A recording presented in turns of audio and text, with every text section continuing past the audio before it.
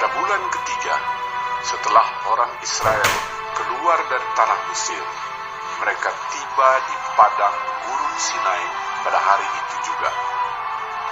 Setelah mereka berangkat dari Rafidim, tibalah mereka di padang gurun Sinai, lalu mereka berkemah di padang gurun. Orang Israel berkemah di sana di depan gunung itu.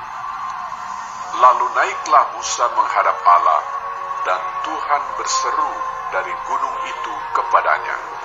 Beginilah kau katakan kepada keturunan Yakub, dan kau beritakan kepada orang Israel.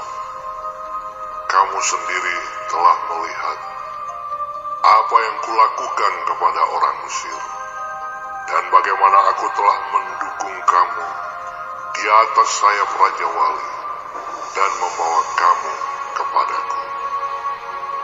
Jadi sekarang, jika kamu sungguh-sungguh mendengarkan firman-Ku dan berpegang pada perjanjian-Ku, maka kamu akan menjadi harta kesayangan-Ku sendiri dari antara segala bangsa, sebab Akulah yang mempunya seluruh bumi.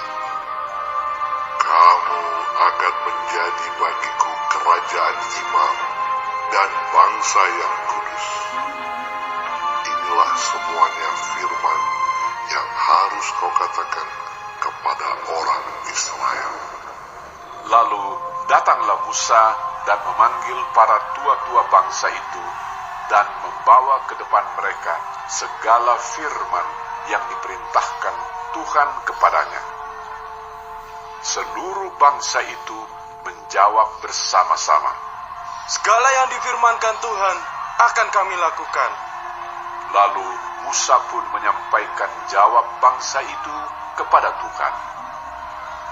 Berfirmanlah Tuhan kepada Musa, Sesungguhnya aku akan datang kepadamu dalam awan yang tebal, dengan maksud supaya dapat dengar oleh bangsa itu apabila aku berbicara dengan engkau, dan juga supaya mereka senantiasa percaya kepadamu. Lalu Musa memberitahukan perkataan bangsa itu kepada Tuhan. Berfirmanlah Tuhan kepada Musa, Pergilah kepada bangsa itu, suruhlah mereka menguduskan diri pada hari ini dan besok, dan mereka harus mencuci pakaiannya. Menjelang hari ketiga, mereka harus bersiap, sebab pada hari ketiga, Tuhan akan turun di depan mata seluruh bangsa itu di Gunung Sinai. Sebab itu haruslah engkau memasang batas bagi bangsa itu berkeliling sambil berkata, Jagalah baik-baik, jangan kamu mendaki gunung itu atau kena kepada kakinya. Sebab siapapun yang kena kepada gunung itu, pastilah ia dihukum mati. Tangan seorang pun tidak boleh merabanya, sebab pastilah ia dilempari dengan batu atau dipanahi sampai mati. Baik binatang, baik manusia, ia tidak akan dibiarkan hidup. Hanya apabila sangkakala berbunyi panjang, barulah mereka boleh mendaki gunung itu. lalu turunlah Musa dari gunung mendapatkan bangsa itu. Disuruhnyalah bangsa itu menguduskan diri, dan mereka pun mencuci pakaian. Maka kata Musa kepada bangsa itu, Bersiaplah menjelang hari yang ketiga, dan janganlah kamu bersetubuh dengan perempuan.